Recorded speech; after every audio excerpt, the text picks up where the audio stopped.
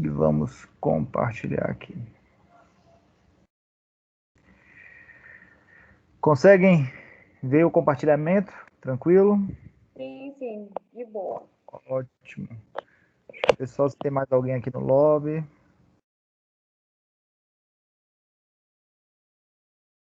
Ok, eu acho que não, já estamos um pouco atrasados aqui. À medida que for chegando algumas pessoas, eu vou aceitando aqui.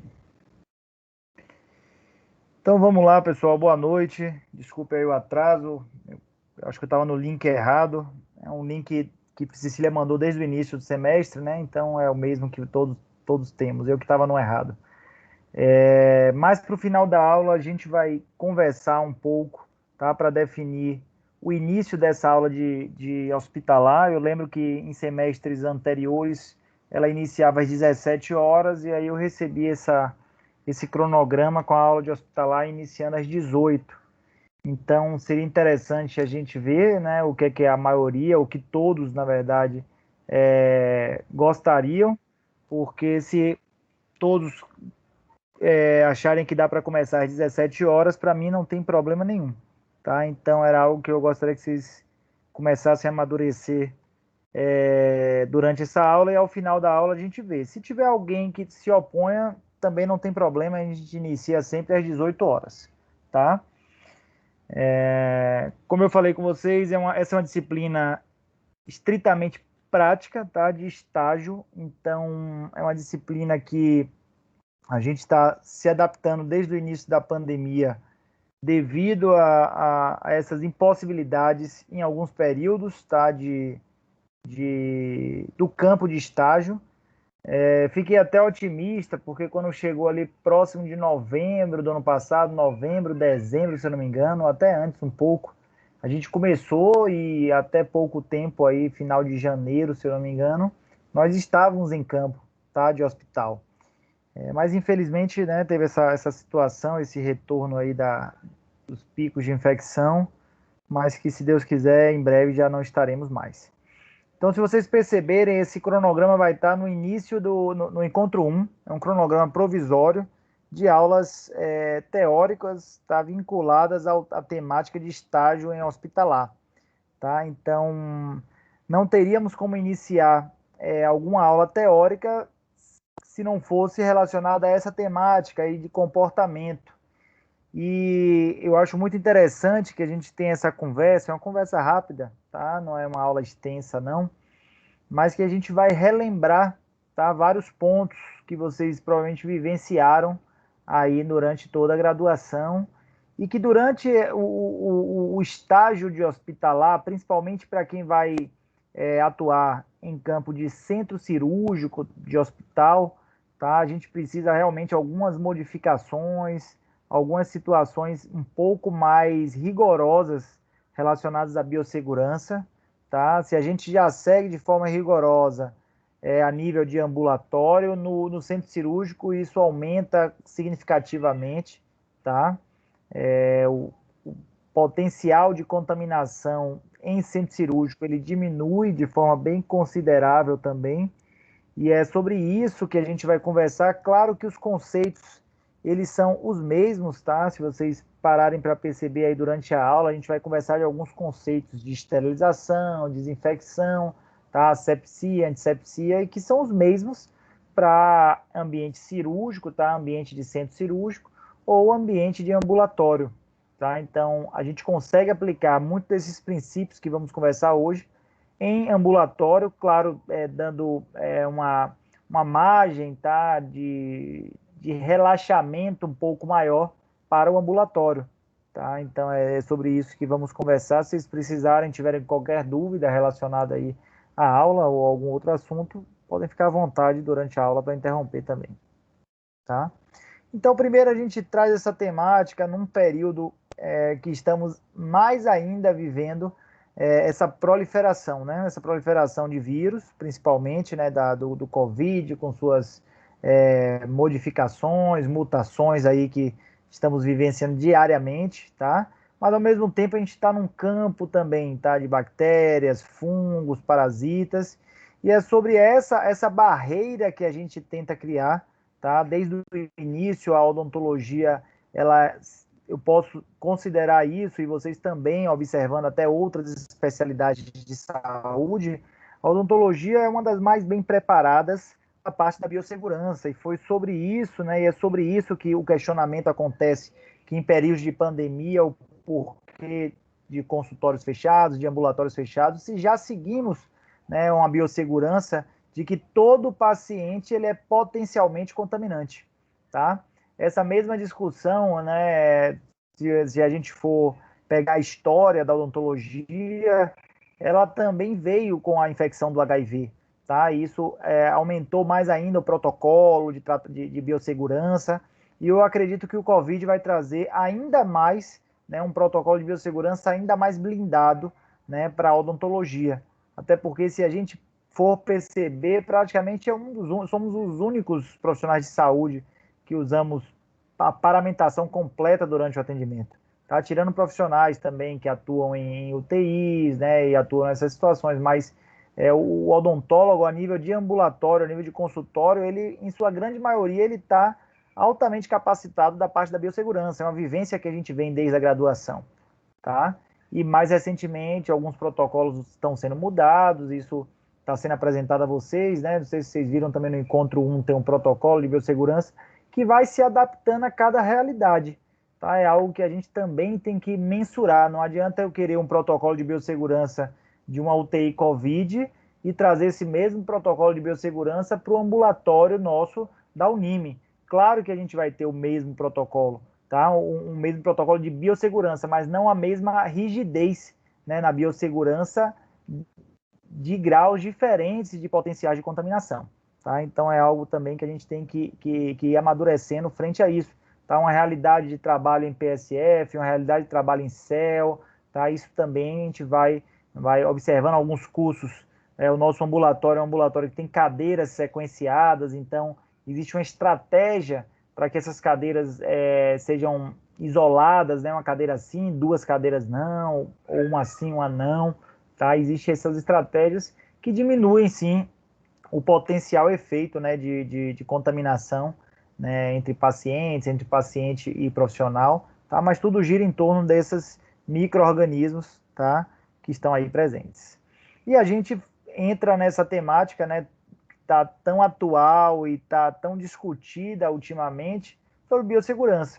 Só que não muda, tá? Realmente a biossegurança a gente vem de tempos antigos já da odontologia, trazendo essa situação. O cirurgião dentista foi um dos primeiros profissionais a introduzir ao seu consultório a esterilização dos seus próprios materiais. Tá? Isso acontecia com as estufas, com as panelas, né, de pressão antigamente, muito antigamente, né, e depois com estufas, e mais recentemente, eu digo aí recentemente uns 10, 15 anos, as autoclaves, 15 anos mais ou menos, autoclaves, tá? Que hoje praticamente todos os consultórios, todos os ambulatórios já possuem, tá? Que é a forma de esterilização. E é sobre isso que a gente vai, né, ir conversando. Então, primeiro passo, a gente precisa relembrar alguns conceitos que eu tenho certeza que vocês já devem saber, né? Quem não sabe aí vai fixar agora nesse momento, tá? Alguns conceitos que a gente fala no dia a dia, mas que a gente precisa aplicar, tá? Ao conceito correto. Então, a esterilização, ela é a destruição e eliminação de toda a forma de vida, tá? Incluindo bactéria, vírus, fungo, tudo, tá? Essa esterilização ela acontece através de um meio físico ou de um meio químico, tá? Como eu falei, os consultórios hoje, antigamente utilizavam as estufas, hoje em dia já temos as autoclaves, tá? Praticamente em todos os consultórios, e a gente consegue a esterilização efetiva, tá? Com as autoclaves. Nós antigamente tínhamos essa forma de preparo, hoje a gente já coloca isso num grau cirúrgico, já tem uma forma de vedação ao invés de fitas, tá? Então a gente já consegue um selamento desse grau cirúrgico, e tudo isso vai se aprimorando, tá? Esses materiais, por exemplo, antigamente, né, quando eu fazia faculdade, a gente esterilizava aqui, ó. Eles duravam acho que 2, 3 dias estéreis, né, se eu não me engano. Esses aqui no grau cirúrgico, eles tinham uma durabilidade muito maior, e quando você tem um selamento desse grau cirúrgico, você tem uma durabilidade maior ainda. Tá? Claro que testes sempre serão necessários para perceber se a autoclave está em bom funcionamento. Então, tem teste biológico, teste químico, tá? Que a gente faz a nível de todas as autoclaves, até porque qualquer modificação, tá? De picos de eletricidade ou de alterações de ciclo de temperatura podem causar uma dificuldade na esterilização. Então, é aconselhado o teste periódico das autoclaves, tanto o teste químico, tá, quanto o teste biológico. Para vocês terem uma ideia, as autoclaves a nível de hospital, por exemplo, elas precisam testar quimicamente todos os ciclos. Tá? A vigilância solicita que, a nível de hospital, as autoclaves hospitalares elas sejam testadas em todos os ciclos. E isso tem que ser acompanhado pelo teste químico, né? Uma etiqueta que muda de cor. Tá? Então, para que tenha uma validade da esterilização a nível de hospital, esse teste químico ele tem que estar presente. Tá? Isso a nível de consultório é um pouco diferente. Tá? A vigilância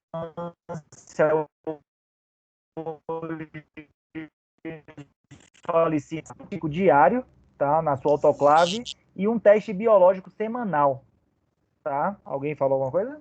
Alguma dúvida? Um teste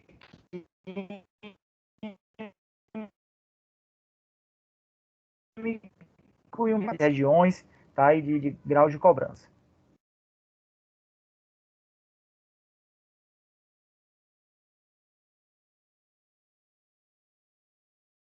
A esterilização já acontece a nível de autoclave, com materiais selados, a gente não tem contato. Utilizávamos também, há algum tempo atrás, meios químicos para esterilização, então glutaraldeído, formaldeído era muito utilizado, tá? Principalmente em brocas. Né? Hoje a gente já coloca praticamente todas as brocas para esterilizar, tudo dentro de um padrão, né, de selamento, mas antigamente você colocava as broquinhas, lavava elas e colocava elas embebidas no glutaraldeído. Elas tinham que ficar acima de 10 horas para que acontecesse a esterilização, tá, dessas brocas. Abaixo de 10 horas, ela só conseguia a desinfecção, que é um outro conceito que a gente vai observar aqui. Tá? Mais recentemente também, a maioria dos materiais hospitalares eles são esterilizados através de um gás, que é o óxido de etileno. Vocês podem perceber ali nos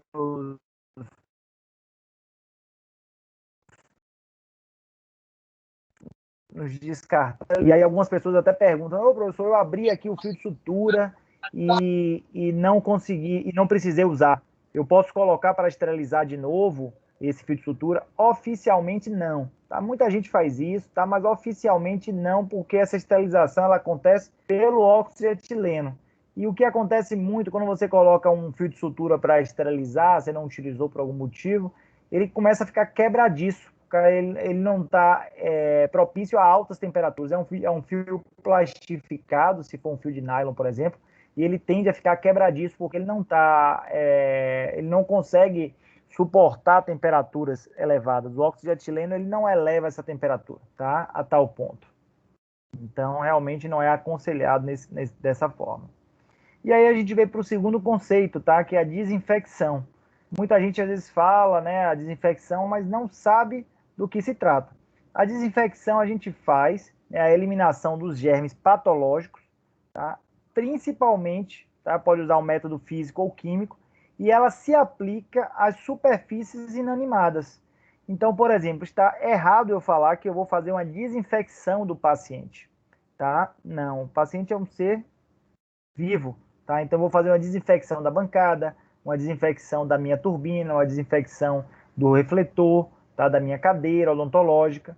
Isso sim, a desinfecção é o que a gente tem feito muito ultimamente, mais ainda do que faz, do que a gente já fazia, tá? Eu tenho certeza aí que na casa de quase todo mundo aí, ou de todos, tem um pouco de álcool, tem um borrifador de álcool em alguns locais. Alguns pacientes andam com esse borrifador de álcool, né? Hoje eu tenho pacientes a nível de consultório que chegam, eles mesmos já borrifam álcool na fechadura, tá? E aí dependendo do conforto psicológico que cada um tem, dentro da pandemia, tá? Mas existem diversos materiais que podem ser utilizados para desinfecção, né? O mais utilizado é o álcool 70, realmente. Utilizamos também a nível de consultório para a higienização dessas bancadas do hipoclorito também.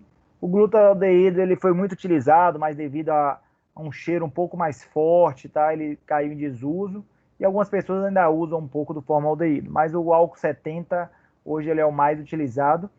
Importante falar nesse momento, tá? Que a desinfecção não é apenas jogar o álcool, tá? Vou jogar o álcool aqui na bancada. A desinfecção ela acontece por fricção e fricção contínua.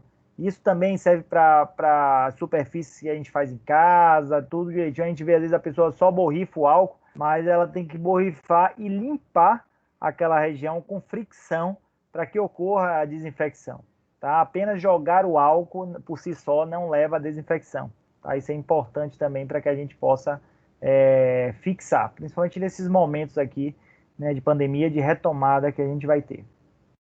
Então a gente pode fazer desinfecção nos nossos tubetes, tá? O líquido do tubete ele está esterilizado, mas o tubete em si não. Então às vezes ele está ali na bancada cirúrgica, a gente precisa fazer uma desinfecção, a gente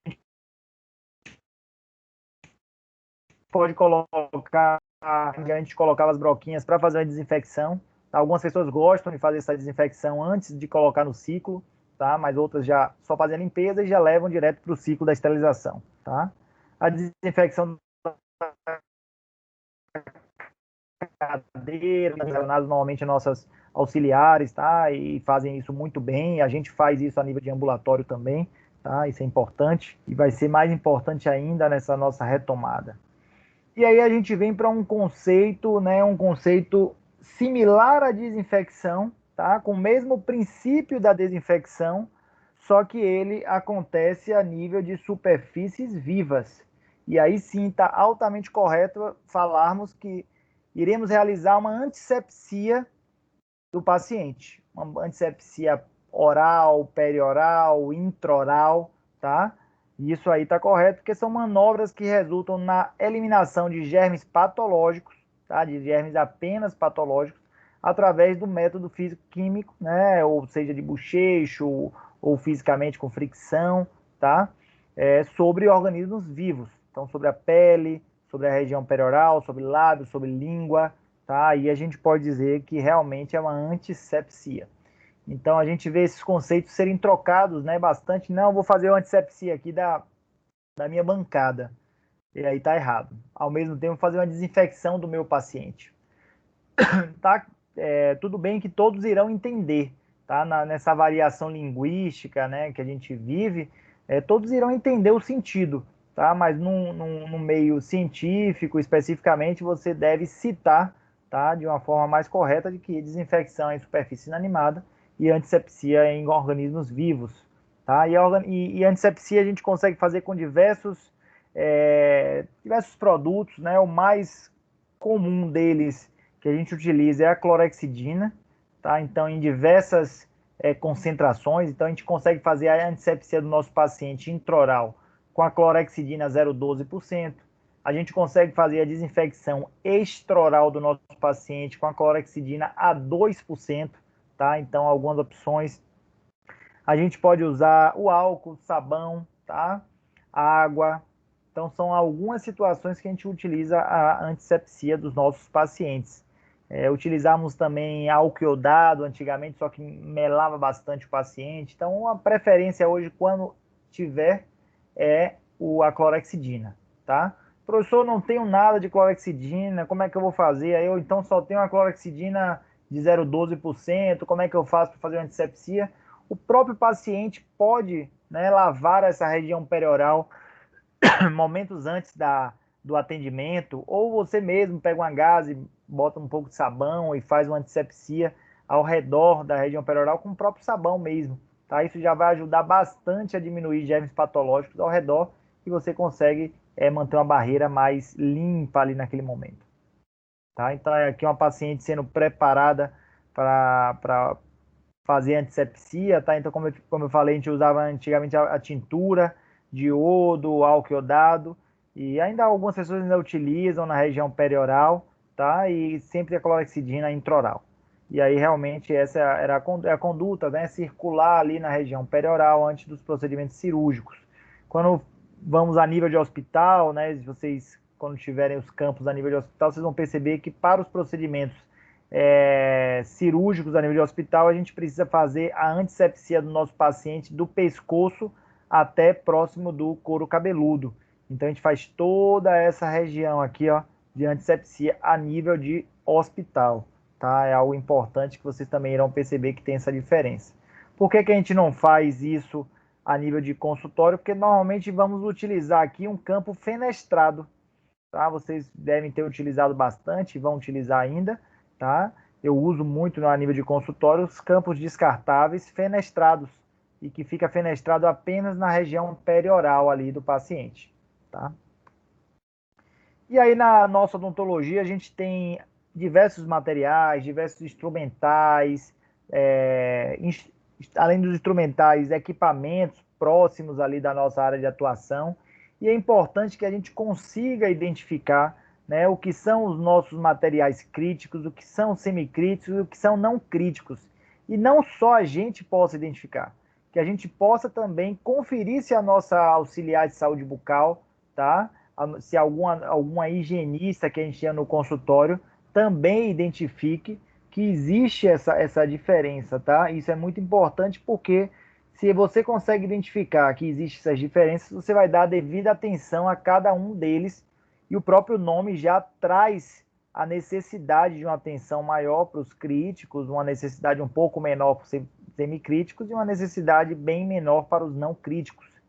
Então não adianta a sua funcionária estar extremamente preocupada com o telefone, né? E ao mesmo tempo na turbina ela está pecando na higienização, tá? Então realmente ela está invertendo aí os princípios, né, dos materiais entre críticos, semicríticos e não críticos. Vamos conversar rapidinho aqui sobre quais são esses materiais, tá? Então os materiais críticos aqui já estão em vermelho justamente porque são os materiais que entram em contato diretamente com a saliva, se você estiver realizando uma cirurgia com o sangue, tá?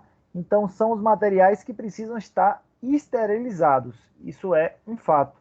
Então as agulhas, anestesia, né, o líquido anestésico, os fios de sutura, a lâmina de bisturi, os instrumentais cirúrgicos. Então, professor, poxa, não deu tempo de esterilizar aqui a carpulho, vou passar um álcool, né? Algumas pessoas até brincam, né, que mudam até o nome, vou fazer uma alcooclavagem, tá? Então isso realmente não, hoje não, mais ainda agora, né, depois de uma pandemia dessa, né, se Deus quiser, com o nosso retorno, mais ainda isso não vai ser aceitável, tá? Então realmente os materiais críticos terão que estar esterilizados, tá? Os instrumentais cirúrgicos também, né? Então isso a gente vai precisar estar cada vez mais rígido sobre essa situação. E aí vem esses materiais semicríticos que gera muita dúvida dependendo do tipo de procedimento que você faça, dependendo, né, de alguns profissionais também. Alguns profissionais relatam que não gostam de colocar, por exemplo, a turbina, não gostam de colocar o micromotor porque acabam danificando, né, o calor acaba danificando. E realmente existe essa discussão, mas que eu acredito que depois, pós-pandemia, essa discussão acaba passando, tá? Apesar de ser semicríticos, eu acredito que todos eles têm que ser esterilizados, tá? E aqui a gente vai falar principalmente dos nossos materiais, né, de peça de mão. Então, turbina, micromotor, contra-ângulo, tá? Esses materiais oficialmente têm que estar esterilizados. Professor, vou colocar sempre para esterilizar entre um paciente e outro? Oficialmente sim, tá? Isso acontece, aí tem que ver a realidade de cada instituição, de cada consultório, tá? Para dizer se isso vai acontecer ou não, mas nesse momento agora a orientação da vigilância é a esterilização, tá? Você leva a turbina à boca do paciente. Professor, não foi cirurgia, tá? Mas hoje a gente já está falando de coisas além, tá? Do próprio sangue. A gente está dizendo, por exemplo, de uma contaminação da turbina pelo vírus, tá? Então a gente não sabe se uma desinfecção com álcool 70 vai ser suficiente para remover toda uma possibilidade de uma infecção por um coronavírus. Então, não existem estudos hoje que consigam trazer essa conclusão. Então, diante desse fato, só nos resta fazer uma boa lubrificação da nossa turbina, da nossa peça reta e colocá-la para esterilizar. Porque a partir disso aí a gente vai ter a certeza, né, de que todos os germes patológicos estarão eliminados. Tá? Como isso vai acontecer no nosso ambulatório, realmente vai depender da logística de como vamos retomar. Alguma dúvida? Acho que não, né? Alguém falou aí, pensei que alguém estava com dúvida. Então, vamos ver essa logística. Oi. Eu falei corretíssimo. Valeu. Então, a gente vai perceber como vai ser a nossa realidade, tá certo? Dentro desse retorno, mas eu tenho aplicado isso a nível de consultório. Não é fácil, porque toda hora você vai ter que colocar turbina, peça reta, contra-ângulo, e aí isso acontece de ter algum dano, né? Desde danos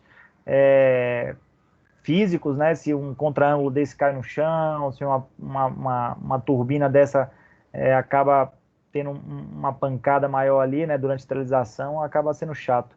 Mas é uma realidade um pouco diferente, a gente vai ter que conversar bem sobre isso, tá? E aí a gente vem nos materiais não críticos, tá? Que normalmente são materiais que não têm contato com sangue, com saliva, são materiais que ficam um pouco mais distantes, mas que tem um respingo, né? Tem todo o aerosol hoje, né? Tão discutido, que já existia antigamente, mas hoje tão discutido, né? Quanto tempo esse aerosol fica em suspensão?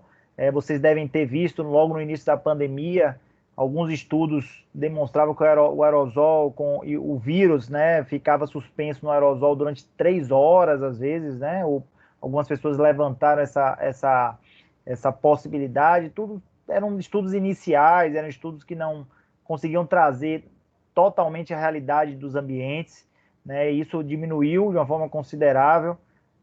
Quando a gente começou a retomar as atividades a nível de consultório no início da pandemia, ou no meio da pandemia, era aconselhável que você atendesse entre um paciente e outro 3 horas, se você demorasse, né, para que chamasse um novo paciente, chamar um novo paciente, 3 horas. Isso era meio que inviável, né? Todo mundo começou a perceber que trabalhar dessa forma era algo inviável. Tá? Então, você tinha que abrir todo o consultório, se você não tivesse janela, tinha que ter um exaustor, isso eu concordo plenamente. Né? Eu acho que quem não tem que ter um consultório que não tem janela, que não tem circulação de ar, vai ter que instalar um exaustor, isso é um fato.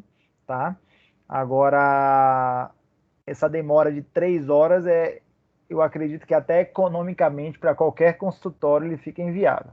Tanto é que isso foi revisto e a orientação hoje é meia hora, tá, entre um paciente e outro atendimento, e que o consultório seja higienizado, como já era feito antigamente, e que exista uma circulação de ar ou um exaustor ativo nesse momento.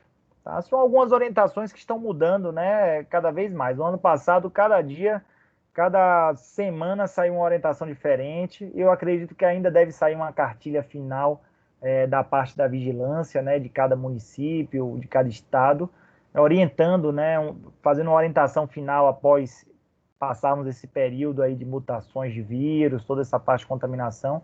Eu acredito que venha uma cartilha final com uma orientação mais concreta, tá? Mas nossos materiais não críticos entram principalmente nessa situação dos aerosóis, tá? Então, a gente considera o raio-x, né, o telefone, né, o computador do consultório, né, os armários próximos do consultório como materiais não críticos, não tem contato direto com saliva nem sangue. Então, são materiais que podem ser apenas feitos a desinfecção, né, de uma forma correta, com a fricção correta. E aí vocês já conhecem bastante, tá? Isso aqui eu vou passar mais rápido, a paramentação entre... Se eu estivesse falando aqui com a turma que estivesse formando, ou iniciando, ou no meio aí da graduação, eu ficaria um pouco mais tempo aqui, mas isso aqui vocês conhecem bastante, a gente vai seguir. E eu tenho que acrescentar aqui mais recentemente o nosso Face Shield, tá? Então isso aí acaba que ganhamos aqui mais uma barreira, tá? Que é o Face Shield, e talvez aqui uma mudança da máscara, né? Dependendo aí das observações que serão feitas, uma mudança para a máscara N95, tá certo? Então essa paramentação ela é a ideal para procedimento principalmente cirúrgico, mas provavelmente vai ser a ideal para o procedimento odontológico, tá? A gramatura do avental é gramatura acima de 40, tá? Vocês devem ter ouvido também falar bastante sobre isso, é a espessura desse material. Vocês já devem ter visto que tem uns que parece que só tem uma camada, né? Ali é de 10, a gramatura de 10.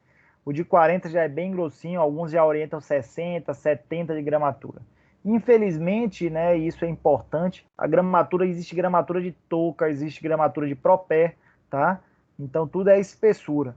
Infelizmente a gramatura está altamente relacionada ao preço, tá? Então, realmente os itens de biossegurança, as barreiras de biossegurança foram oneradas com a pandemia. Tá? Eu estou tentando trazer para vocês uma realidade que realmente a gente não tinha nas aulas de 2 anos atrás sobre essa temática. Então, hoje a gente tem caixas de luva, vocês devem estar percebendo também, saiu de R$ 20 para R$ 100, para R$ 130. Um absurdo, caríssimo. Pois é, né? Então,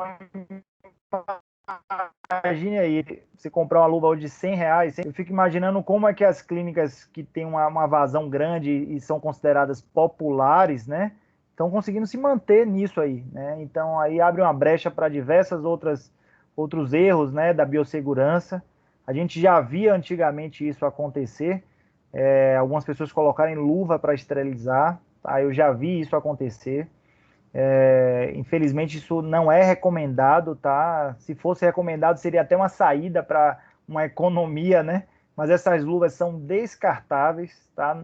Não podem ser reutilizadas. Eu sei que elas são caras, então elas devem ser utilizadas de forma para otimizar o atendimento. Então não dá mais para colocar aquela luva e aí de repente, não, precisei tirar, trocar aqui. Então coloca a luva no momento já do atendimento do paciente. Tá? A gente já vai, no momento que estiver ali arrumando toda a parte do instrumental. E os outros você já conhece aqui, o gorro, máscara, o óculos de proteção. A recomendação hoje é um óculos de proteção que tenha uma vedação, tá? Eu realmente não consigo me adaptar muito a isso, e aí vai da realidade de cada um. Eu já uso um óculos que ele é grande, então eu prefiro esse óculos um pouco mais folgado por cima, e além disso ainda vem um face shield por cima de tudo isso. Tá? Foi difícil se adaptar, você perde, e eu acredito que por melhor qualidade que você tenha desses materiais, você perde ali uns 10 a 15% de visibilidade, tá? E isso tem que ser pesado no procedimento, né? Você vai fazer uma endodontia, você perde 15% de visibilidade, você pode comprometer o tratamento, tá? Então, é algo que a gente precisa também se adaptar no nosso retorno, tá? Talvez em alguns momentos utilizar, em outros momentos utilizar os óculos com vedação, e aí a gente vai ver como é que vai ser essa realidade de retorno também. Então, algumas situações aqui para evitar, isso aqui vocês já conhecem demais, tá? Não tocar nos materiais, o uso dos materiais, como a gente falou, né? Sempre tentando ajustar ali, fazer a desinfecção, a abertura dos materiais, vocês conhecem bem, né? Tem aletas, os materiais descartáveis, tanto das lâminas quanto dos fios de sutura, tem algumas aletas que facilitam a abertura, tá? E o objetivo é que a gente chegue numa técnica antisséptica, tá? Que é um conjunto que a gente vai abordar de esterilização, desinfecção, antisepsia, para impedir o contato dos germes com a ferida operatória ou com a nossa cavidade bucal, tá? Então, dos germes principalmente patológicos, tá? Os germes eles vão existir, mas os germes patológicos principalmente. E aí a gente tenta sempre manter uma técnica limpa. Quando a gente fala de cavidade oral, a gente fala em técnica limpa. Quando a gente fala de pele, a gente pode até falar que é uma técnica estéril, tá? Mas quando a gente fala de cavidade oral, ela é uma técnica limpa, porque a cavidade oral ela é por si só potencialmente contaminada. Por mais que a gente faça uma antisepsia do nosso paciente, um bochecho com clorexidina 0,12%, tá? Uma antisepsia perioral, a gente vai ter ali um potencial de contaminação, tá? Isso é muito importante que a gente saiba. A técnica limpa envolve a utilização dos kits que vocês conhecem bastante, então gorro, máscara, óculos, tá?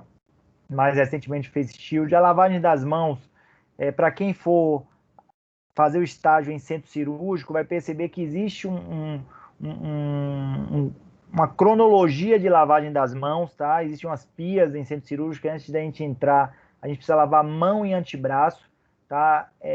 Tentamos aplicar isso a nível de ambulatório, claro, num grau de rigidez muito menor. Lá no centro cirúrgico, às vezes fica uma enfermeira ali do seu lado ou vigiando para ver se você está fazendo a lavagem de forma correta, tá? Então isso é um outro ponto importante. Eu já recebi bronca às vezes, falar, doutor, não, faltou aqui, ó, eu estava olhando de longe, faltou ali o dorso da sua mão, viu, do lado esquerdo.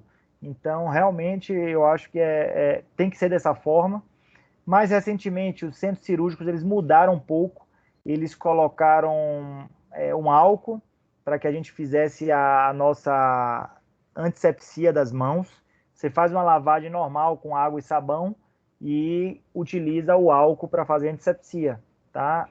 Em outros momentos, em alguns centros cirúrgicos, vocês vão perceber que ainda tem aquela esponjinha, que é uma esponjinha que vem com clorexidina, que a gente consegue tanto lavar as mãos, quanto lavar os dedos e as unhas também, tá? Vocês vão perceber que normalmente as torneiras têm essa forma para a gente não tocar, né, com a mão limpa, então a gente abre e fecha, às vezes com o cotovelo, ou algumas mais recentes já tem sensores, tá? Então que a gente consegue com o sensor ou com acionamento no pé. A nível de consultório, normalmente eles têm solicitado para que a gente fizesse o acionamento no pé ou trocasse as mangueiras para as torneiras para torneiras que tenham esses hastes aí de cotovelo, tá? É uma outra exigência, mas que já existia e eu acredito que vai ser mais rígido ainda. Então, evitar pulseiras, evitar adereços, anéis, alianças, tá? Tem que ser removido. É importante também, né, que a gente faça todo esse acionamento, não toque de novo, né, na torneira, e quando vai fazer a lavagem, a gente faz a lavagem de cima para baixo, tá? Sempre fazendo com que a sujeira escorra para a região de antebraço e cotovelo, que é uma região mais distante do sítio operatório, tá? A gente tem que se adaptar à realidade de cada local. Às vezes você não tem uma pia tão funda, você não tem uma torneira tão alta, tá? Então a gente vai se adaptando. Mas muito importante, pessoal, lavar o antebraço, tá? Eu vejo alguns alunos, às vezes até pela rotina mesmo, lavando apenas a mão, tá? Mas é muito importante que a gente lave pelo menos metade ou todo o antebraço, tá? É uma região que a nossa luva fica próxima, que alguns instrumentais podem tocar. E aí tem aqui uma cronologia que a gente pode seguir, cada um tem a sua, tá? Mas é uma cronologia para que você não perca nenhuma área, tá? É importante, né, lavar a ponta dos dedos, a parte palmar, plantar, né, toda essa região de dorso da mão, tá? Entre os dedos também, a parte das unhas e a região anterior e posterior do antebraço. Normalmente essa é a sequência mais correta, tá? Mas desde que você consiga alcançar todas, você pode também seguir uma outra sequência. E aí, a partir disso, a gente vai para a nossa barreira, né, física ali, enxugar com campo estéreo também, tá? Seria o ideal. Nossa capa cirúrgica de gramatura aí de 40 ou mais, tá? No qual a gente vai ter um auxiliar para nos ajudar a vestir. E a utilização das luvas, tá? Elas, dependendo aí do procedimento que vocês forem fazer, podem ser luva de procedimento ou luvas esterilizadas. Aqui a gente está dizendo o comportamento em ambiente cirúrgico, então serão luvas esterilizadas. São luvas que já vêm numa conformação, são luvas mais grossas, mais resistentes, tá? Tem tamanhos variados, então tem desde 6 até 8,5 mais ou menos, tá? Então são luvas preparadas para a cirurgia. Se vocês perceberem, essas luvas elas têm um cano de antebraço um pouco mais longo do que as luvas de procedimento, tá? Justamente para ter um vedamento melhor, tá? Do ato cirúrgico. E elas já vêm prontas para o calçamento. Tá? Claro que na prática isso é muito mais fácil, mas elas já vêm prontas, dobradinhas ali, ó, e tem uma sequência. Então você calça aí a mão direita, por exemplo, tá? E aí você, ainda com a mão direita calçada parcialmente, você vai para a outra mão, tá? Pegando por dentro da luva já, estéreo, consegue calçar a contralateral.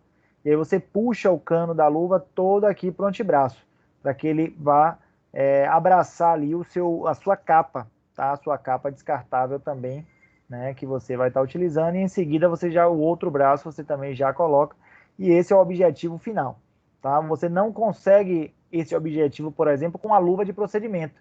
Você vai perceber que o cano da luva de procedimento é muito menor, ela no máximo vai vir até aqui, tá? E ela fica muito mais folgada, são luvas P, PP, M, né? G, são luvas já meio que com tamanhos predispostos já, né? E aqui não, você tem às vezes uma diferença de 6, 6,5, 7, 7,5, 8, 8,5, tá? Então você consegue uma adaptação muito melhor dependendo do tamanho da sua mão, tá? Então você tem um tato muito melhor, apesar de ser uma luva mais grossa, tá? Ela tem uma gramatura maior do que a luva de procedimento. Então esse é o final, né, da sua progressão aqui de paramentação, para que você possa adentrar o campo cirúrgico. Então, muito cuidado, isso acontece, eu sei que acontece comigo muito isso, porque eu tenho um braço longo, né, sou um pouquinho alto, e aí acontece da capa ser mais curta, e isso vai, né, durante a cirurgia, isso deve ser avisado, né, ao auxiliar, ou ao cirurgião, para que seja corrigido, tá? Essa exposição do antebraço aqui, ela não é aceitável. Em centro cirúrgico, não é nem um pouco aceitável, tá?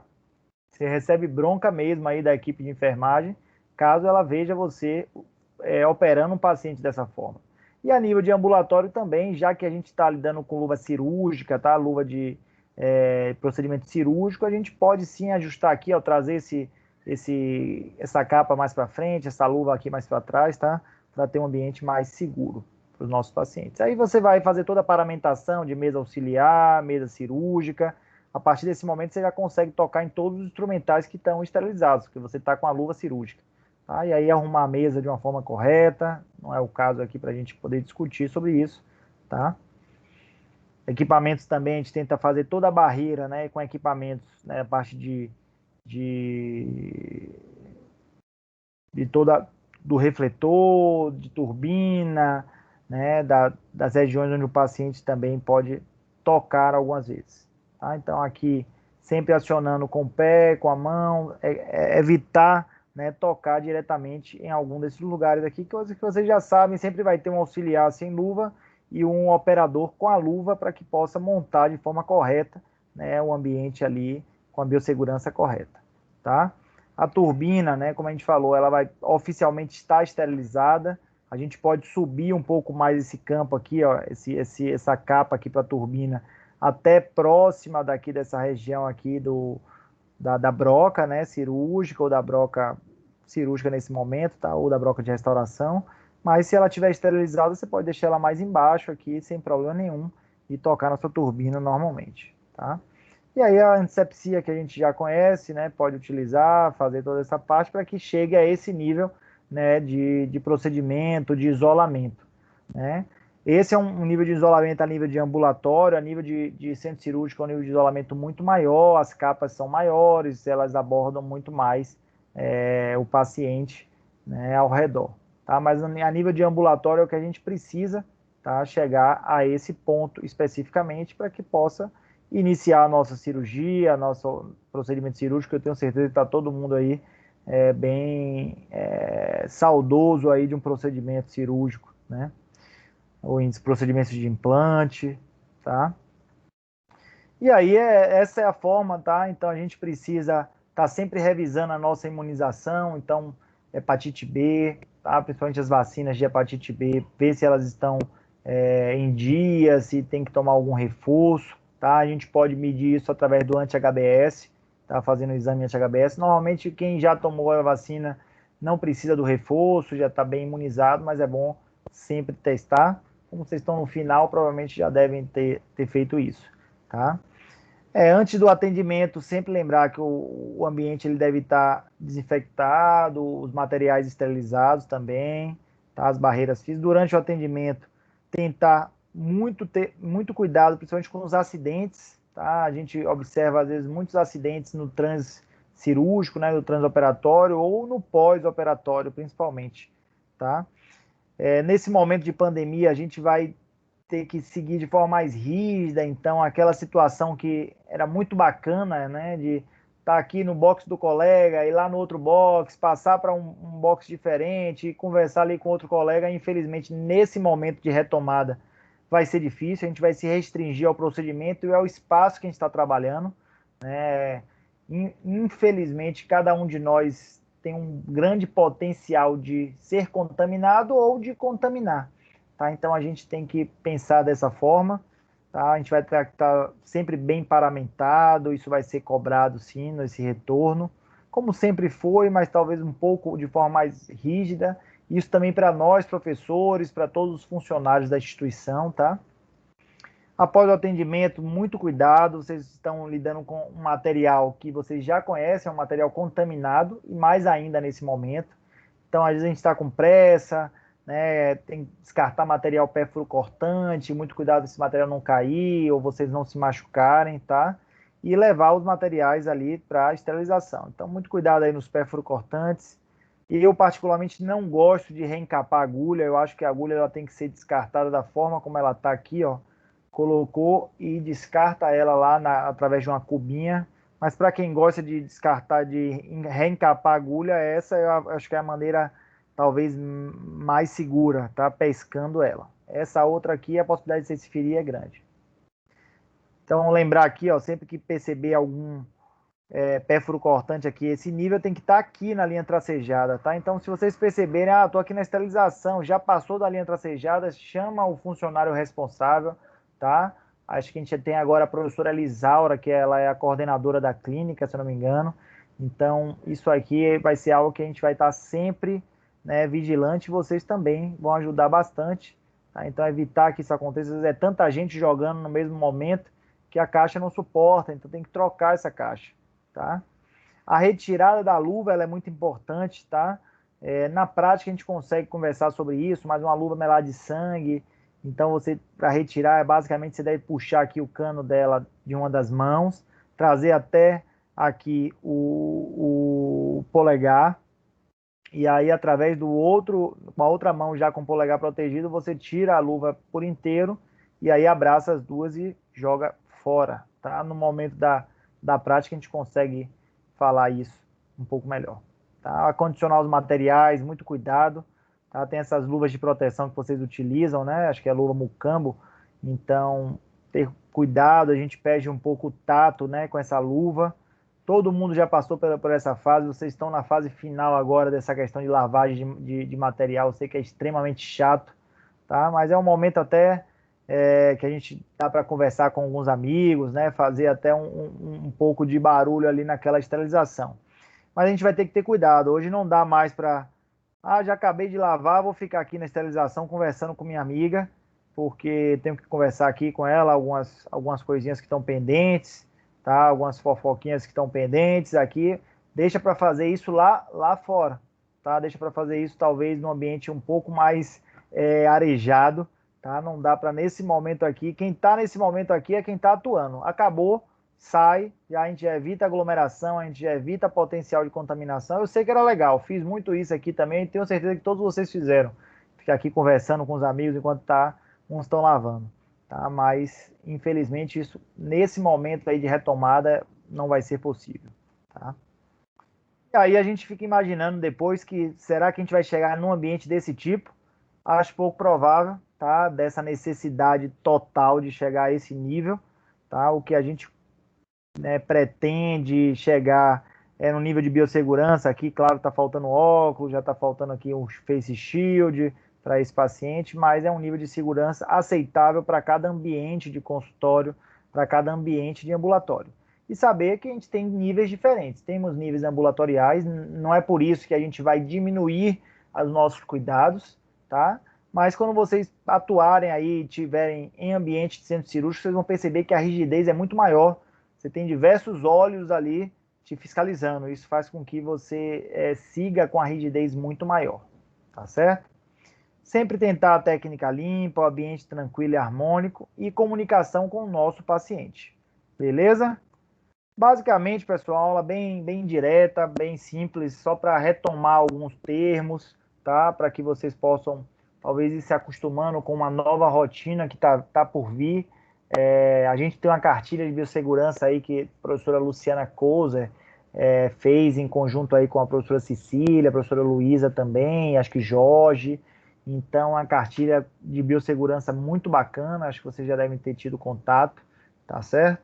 Mas a gente vai conversando, eu vou, dentro do cronograma de estágio hospitalar, a gente vai conversando também, provavelmente semana que vem, sobre exames complementares, tá? Eu vou ver direitinho como é que tá o nosso cronograma, ou se tivermos notícias diferentes, tá? Que é o que eu espero, que a gente volte a atuar no nosso campo de estágio.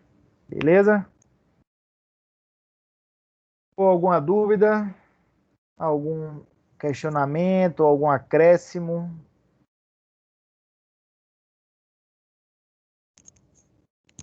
Ou tá tudo tranquilo? Tá tranquilo, professor. Então, bacana, Nilminha. Tudo ótimo, professor. Valeu, Ricardo. Então, bacana, pessoal. Vamos dar prosseguimento, tá?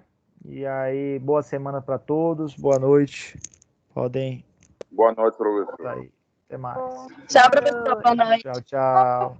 Ei, vamos acertar o horário. Ah, verdade. Vixe, todo mundo saiu já. Eita, Jesus. Laís, tem como você ver, você é a líder, né? Sou.